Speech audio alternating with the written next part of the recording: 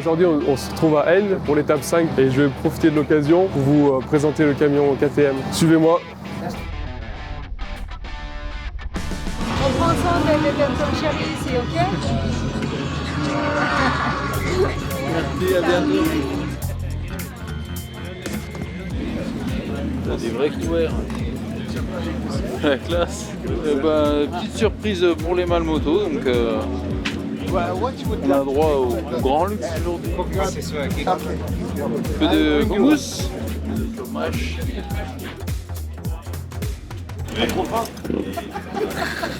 Il faut ce qu'il faut. Il est froid. On est bien traité, oh, d'accord.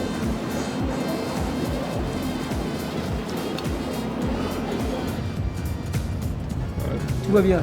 Alors si on s'est déplacé ce soir, c'est pas pour aller boire un coup, c'est pour vous envoyer votre épisode à temps. Parce qu'au camp, on a pour 2h30 de posts sur YouTube, alors qu'en ville, il y en a pour seulement une demi-heure. Ils ont des ronds-points magnifiques, fabuleux, fabuleux.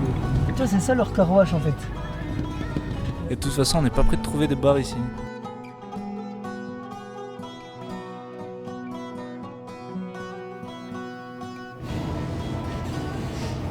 Bah là j'ai dormi ici cette nuit, donc au même endroit que l'année dernière quand on a eu les inondations.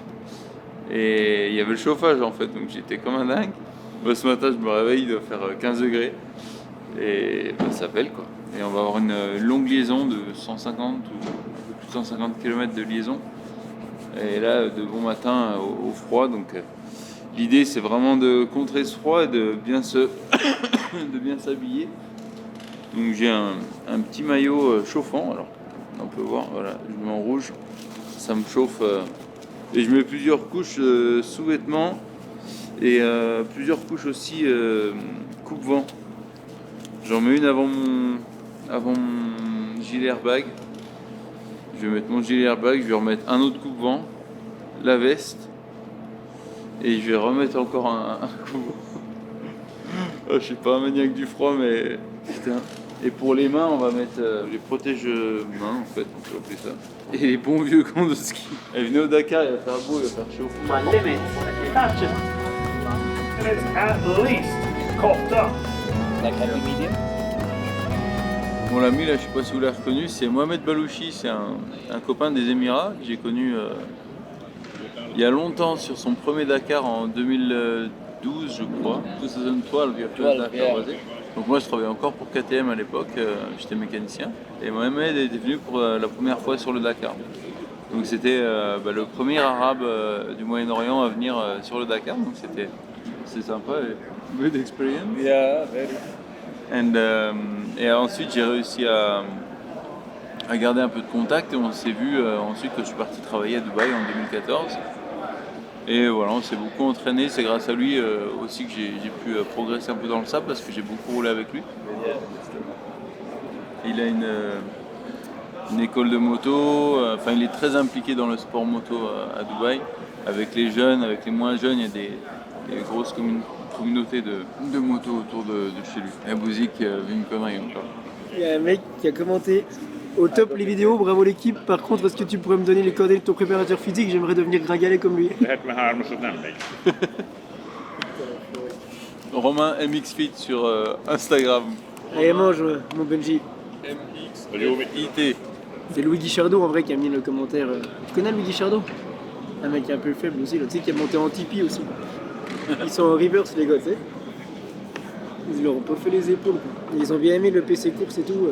Qu'est-ce que tu me fais? Ça en même temps je vois la vidéo, du coup je me marre depuis tout à l'heure. Le coup du cowboy avec la musique, là, putain, je suis fan. Et quand je te vois marcher avec tes trucs jaunes là, putain, je me Et il fait 4 degrés. Ah ouais? Apparemment, ouais. Et le 15 janvier, 16 janvier, tu rentres à la maison, plus rien. Non, c'est là. Et c'est bon, bah voilà, c'est fini. Et tu fais ça qui Non. Je sais pas. Non. Yeah, yeah. Ouais, bah en fait, surtout que ça s'est dégagé devant. Non, mais c'est plus ton style, je veux dire. Aujourd'hui, on va plutôt faire un petit peu les tours des camions KTM. On va aller voir le centre médical, on va en profiter pour filmer là. Parce que c'est loin des ports et arriver là. fera plus demain vu qu'on va avoir un voyage à faire. On va aller. Comme hier, on a dû suivre un motard pour y aller parce qu'ils nous ont pas voulu nous envoyer les coordonnées. Du coup, on était quasiment les seuls. Oh, il est tout plié, le machin, il est tout réalisé. Non, mais on se rend pas compte de ça. Il n'y a pas le froid dans la vidéo là. On allait en ville. Tous les 100 mètres, on gagnait 10 minutes de téléchargement de la vidéo. On arrive en ville, elle était publiée depuis 2 heures. Je disais, je comprends vite, mais il faut m'expliquer longtemps. Le corps humain, c'est comme un truc de dingue. Parce que t'es dans une. Tu sais, dans un sommeil normal de 8-9 heures tous les jours. Tu fais 1 nuit de 4h30, t'es cramé. Par contre, tu fais plein de nuits de 3 heures, tu fais 1 nuit de 4h30, tu peux être. C'est un truc de dingue quand même. Ah, mais là, tu vois, moi, mes réveils sont. Alors peut-être qu'il y a l'adrénaline, mais je me réveille, je suis bien. Chez moi, il y a des fois, j'arrive pas à décoller. Hein. Faut un démon de pneu. Hein.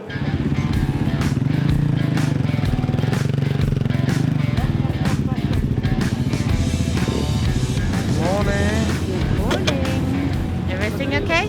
Yeah, everything is on, everything is okay. Everything is on, everything is good, and the helmet is closed. Yeah, So we have everything. Just to Should be. wish you a good day. thank you, you too.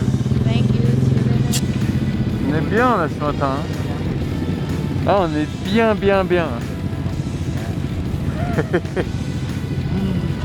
Oh, putain. Et ceux qui croient qu'il fait toujours chaud Dakar, eh ben, détrompez-vous. Et je comprends qu'on puisse le croire parce qu'on voit que les images au soleil et tout, mais on se les pèle vraiment dans la vraie vie. Dans Vie ma vie du Dakar, on se les pèle. Là, je rentre le code GPS, tu vois, il l'annonce là-bas.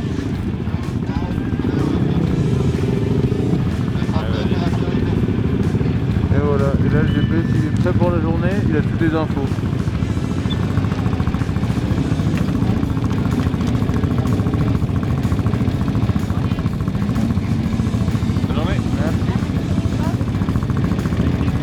Et là il nous met un petit autocollant pour dire comme quoi il a bien contrôlé.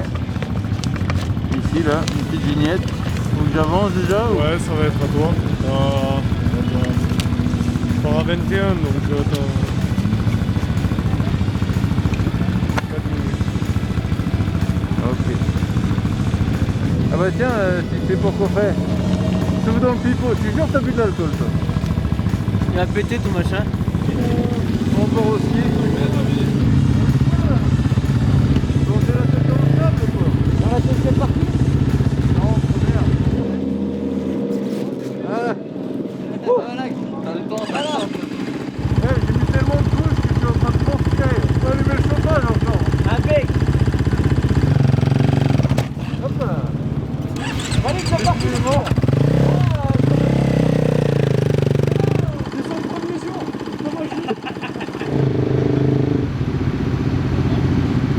Profitez bien du show. T'as de la buée sur l'écran presque.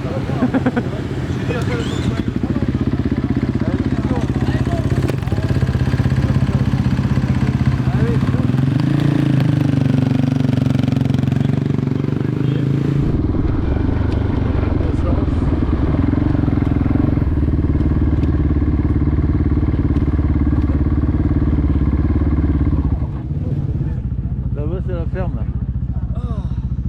C'est les poulaillers là-bas. Ils font des poulets braisés et tout là-bas. Le mec sympa, tu sais, propose à Charlie. Il dit vas-y, je te file mon kawaii, j'en ai plusieurs sur moi. Il dit, par contre je crois qu'il y a un petit trou. Merci hein. Ah, je peux pas m'y tomber là. T'as fait une sacrée affaire. Là j'ai fait une sacrée affaire là, je suis heureux là. Oh la vache. Oh putain. Oh merci hein. Avec plaisir. Hein. Vous reviendrez. Ah bah on reviendra. Ouais mon Charlie. Ah, prends pas de risque là non plus aujourd'hui. Hein.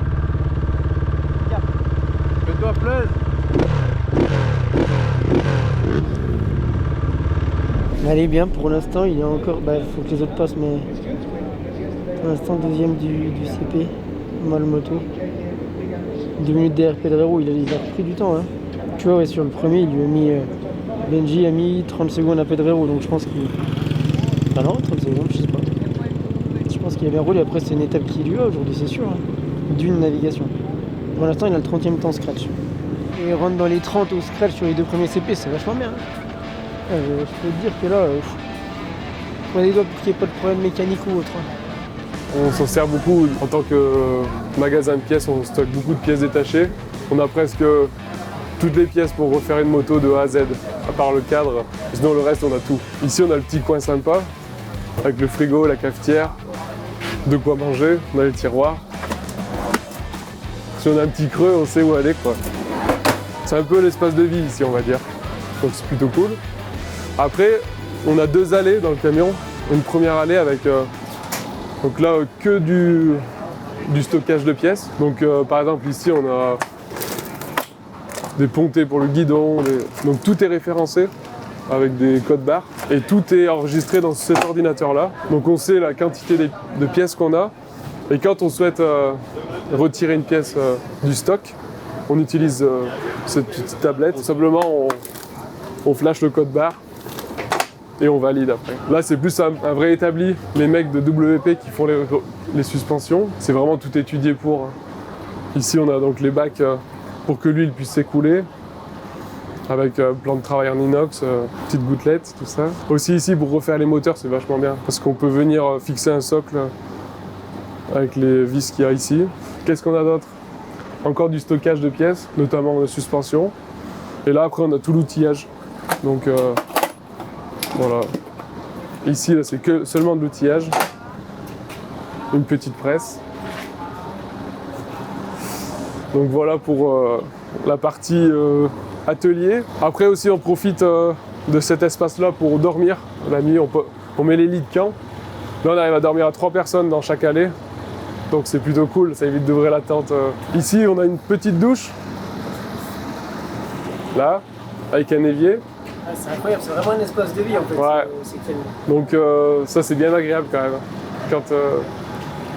Quand il pleut ou qu'on est loin de la douche, du bivouac, Ouais. on vient ici, on prend la douche là. Je pensais que vous aviez juste un camion mécanique, atelier, et puis visiter dans les camping-cars ou Non. machin, ou là, c'est vraiment un espace de vie. Les pilotes sont en camping-car, team manager et responsable technique. Le reste du staff dort en tente ou alors on peut dormir dans le camion. Moi personnellement je préfère dormir dans le camion parce que le matin ça fait un truc de moins à faire de plier la tente. Bon par contre une fois qu'on est levé il faut tout de suite plier son lit de camp pour laisser la place aux autres. Mais bon c'est cool. Ici on a une machine à laver, un peu de stockage derrière ce placard. Et là à l'arrière du camion on stocke tous les pneus. Voilà, ils sont en train de profiter du soleil. Vous stockez les mécanos Ouais. aussi. Et les... À l'étage, sur le toit, on a tout ce qui est plastique, les réservoirs, les garde-boue, tout ça. Ça prend vachement de volume. Du coup, on a des grosses malles et elles sont presque pleines. Ouais, on a un kiné par marque en fait. Il faut dire que les camions Ouais. Red Bull, KTM, Gaz et Husqvarna sont les mêmes. À peu près, celui-là, il est plus récent que les autres. Du coup, il est un peu plus long. Du coup, on a un peu plus de place pour stocker. Et après, il a été aménagé un peu plus, on va dire que c'est plus fini quand même. Les autres sont bien, mais c'est plus Vous êtes les mêmes. rustique quoi. Ouais, celui-là, c'est le bon camion. Et vous venez tous, mais du coup, Ah, de l'usine. et d'ailleurs, Mickey, viens. Mickey, comme. C'est cette personne qui Hello. est responsable du camion. C'est lui qui l'a construit, qui l'a conçu. This guy make the truck. Oh, yeah. Yeah. With his computer and he draw everything. Yeah. Try to do the best job as possible and Yeah. the mechanic, Yeah. a good support. Always. So, grâce à ce Thank gars, you. voilà. Et après, pour accéder au toit, on passe par une échelle qui est là, qui est facilement rétractable. Alors, simplement, on la lève, on la fait glisser. Tout était super bien C'est pensé. fonctionnel, quoi, ouais. Et la particularité de ce camion, c'est que, contrairement aux autres, où l'ouverture des côtés est manuelle, sur celui-là, c'est hydraulique. Donc, en gros, on a une télécommande, comme si tu avais une voiture télécommandée, tu te mets à distance et tu l'ouvres. Et c'est Chapeau. vachement bien. Ouais, Quoi. putain, vous avez beaucoup de place là quand même. Ouais, en plus, Juste mettre ces deux trucs là. là, on a la même largeur en haut et en bas. Alors que souvent, les autres camions, en bas, c'est moins large et en haut, plus large. Du coup, quand tu mets un lit de camp, par exemple, tu peux plus circuler après. Là, on garde toujours un peu de place pour passer. Tu vois, par exemple, là, ça, c'est bien à voir à la limite. On a des fourches de rechange. It's top secret. Et c'est this guy is responsible of the fork. Yeah. All the settings are there. Yeah. Ouais. Donc oui, la particularité, c'est que vous avez quand même un mécanicien par pilote. Ouais. Moi je travaille avec Toby depuis cette année seulement, c'est notre premier Dakar ensemble. L'avantage c'est que lui il est super cool et en fait c'est facile de travailler avec lui. Il est pas exigeant, quand on finit de construire la moto, on fait le premier tour d'essai et c'est rare qu'il demande à changer une position de levier, de frein. Pour lui, oh non, it's good, don't worry. Et on se dit toujours qu'on fait le mieux de nous-mêmes, quoi. S'il arrive quelque chose, c'est qu'on l'a pas choisi, quoi. De toute façon, on a fait du mieux qu'on pouvait, quoi. Après, c'est vrai que quand on check le live, tout ça, on est toujours un peu stressé, on regarde.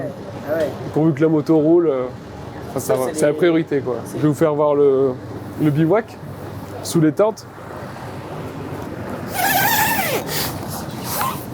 Cette année, la particularité, c'est qu'on a une tente par pilote. Donc ça veut dire que chaque mécano, en plus, a sa tente pour travailler. Donc c'est des tentes qui font 6 mètres par 4.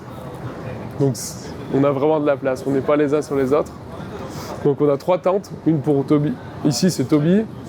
Là, après, c'est Kevin Benavides. Et enfin, Mathias Wagner.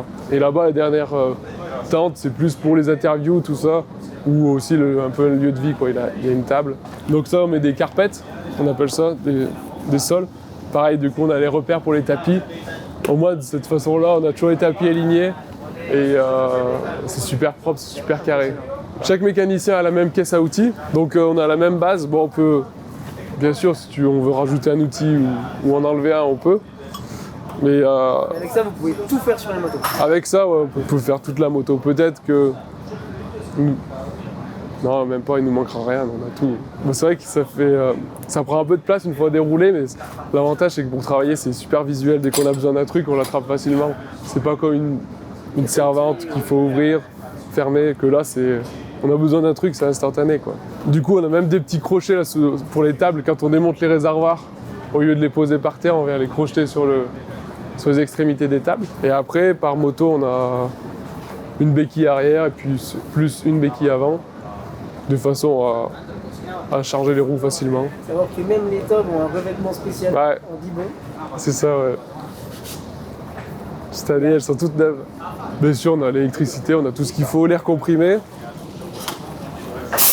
Avec cette année, on a modifié le système en passant l'air comprimé et l'électricité dans une gaine qui suit la tente, alors qu'avant ça passait dessous et c'était pas très pratique. Que là au moins ça reste toujours au sec. Alors quand le pilote arrive, on lui demande comment s'est passée sa journée, s'il n'a pas eu de chute ou des soucis avec la moto. Si tout s'est bien passé, en fonction de l'état de la moto, on la nettoie au Karcher. Ou alors, nous, le but c'est de la nettoyer le moins possible au Karcher, parce qu'avec l'humidité et l'eau, on peut avoir des risques de problèmes électriques. Donc si elle est vraiment sale, on lave au Karcher, sinon on lave plus à la main, simplement pour enlever la poussière. S'il n'y a rien eu de spécial sur la moto, on va changer donc roue avant, roue arrière. Le filtre à air, on va faire une vidange du moteur, contrôler l'embrayage s'il faut, contrôler un peu les serrages de la moto globale. On a quelqu'un qui s'occupe de tout ce qui est injection, tout ça. Du coup, avec l'ordinateur, lui, il va voir s'il n'y a pas de défaut sur la moto, parce qu'il y a une acquisition de données sur la moto, du coup, on a toutes les informations, tout ce qui s'est passé pendant la course. Après, c'est assez rapide normalement de faire le service pour le prochain jour. Quand on est sur un bivouac où on reste 2 jours, on peut prendre plus notre temps parce qu'on n'a pas besoin de tout refermer une fois qu'on a fini de faire la moto. Donc là, j'en profite pour un peu plus prendre mon temps, contrôler des choses que je ne contrôle pas normalement tous les jours. Mais si par exemple c'est un bivouac itinérant, ou après, dès qu'on a fini, il faut tout de suite refermer, penser au lendemain. Là, on essaie d'aller à l'essentiel, de faire vraiment les choses importantes. Et les petits détails, pas qu'on passe dessus, mais on va pas s'éterniser dessus, quoi. Entre chaque mécano, on a vachement d'échanges. Donc si on voit quelque chose d'anormal sur une moto, on se le dit. Histoire de... Vraiment, le but, c'est que tous nos pilotes soient à l'arrivée, quoi. On est responsable de notre moto, mais c'est quand même... ça reste commun, quoi. Il y a un vrai esprit d'entraide. C'est quand on construit la moto à l'usine, en Autriche, qu'il faut prendre son temps, la faire comme il faut, vraiment dans les détails, pour qu'une fois qu'on est sur la course, qu'elle soit facile à travailler, qu'on ne perde pas de temps. Le but, c'est en fait toujours faire les choses pas le plus vite possible, mais pas s'éterniser. On va tout de suite à l'essentiel. Si la moto est pas très bien construite, qu'on commence à pinailler sur chaque pièce qu'on démonte, à la fin, au lieu de passer 2 heures, on met 3 heures. 15 jours de course, 1 heure de plus, c'est 15 heures de plus et à la fin, c'est énorme. C'est hyper motivant. Là, en fait, on fait ça, on se dit, le but c'est de gagner, quoi. Du coup, chaque fois, on donne le meilleur de nous-mêmes. Et après, une fois qu'ils sont partis, on croise les doigts et on se dit, allez, faut que tout se passe bien, quoi. Le reste de l'année, on a d'autres courses dans le même style que le Dakar, mais sur une semaine généralement. Donc c'est le championnat du monde des rallyes. On a 4 épreuves en plus du Dakar. Et après, en général, ces courses-là, c'est vraiment des courses de préparation pour le Dakar. Même si à la fin, il y a un titre, il peut être champion du monde. Mais le Dakar, c'est vraiment l'événement de l'année, quoi. Bon, si t'as que ça comme problème sur la moto cette année, ça va. Mon pote, ils ont fait l'étape, hein. Il n'y avait pas de navigation aujourd'hui parce que, enfin pas pour nous du moins, parce que la piste était bien marquée, elle était encore un peu humide, donc le sable ça se marque bien quand c'est humide. Par contre les premiers ça devait pas être facile. En mécanique non, écoute, je vais changer les pneus je pense, mais sinon une vidange, enfin comme d'hab quoi. Merci à tous en tout cas de suivre nos vidéos tous les jours. On voit de plus en plus de likes, de gens qui s'intéressent à notre projet. N'hésitez pas à vous abonner. On voit qu'il y a beaucoup de monde qui les regarde mais qui ne sont pas spécialement abonnés. Donc ça nous fera un petit coup de pouce de vous savoir abonner à notre chaîne. Voilà, en tout cas on va vous préparer d'autres très belles vidéos dans les prochains jours, j'en suis sûr. Quand j'ai fait la vidange, j'ai vu que là c'était tout gras. Voilà, c'est tout gras. Et je me suis dit, bah tiens, il y a un problème. Je viens de le voir. Ça fait un peu chier à le changer. Hein. No, we never had this problem before. Never? No. Dankeschön. Bon, radiateur tout neuf sous garantie. En fait, je me suis rendu compte que j'avais un petit trou dans le radiateur. Ça m'a un peu rappelé des mauvais souvenirs. Donc, j'ai changé le radiateur. Et là, je viens de remettre en route, m'assurer que le ventilateur fonctionne bien. Ready to race. Ready to sleep aussi.